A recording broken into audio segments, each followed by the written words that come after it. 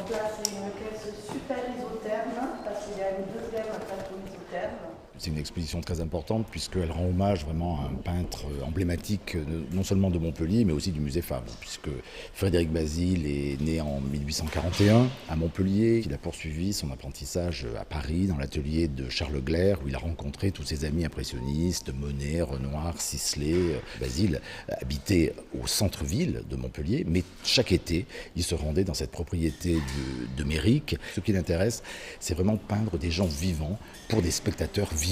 Il a eu l'idée absolument géniale d'installer sa famille en 1867, pendant l'été 67, dans le parc. Il a offert à la peinture française le premier portrait, vraiment un portrait de groupe en plein air, qui prend racine et qui prend cadre donc dans cette propriété du domaine de Méric aux portes de Montpellier.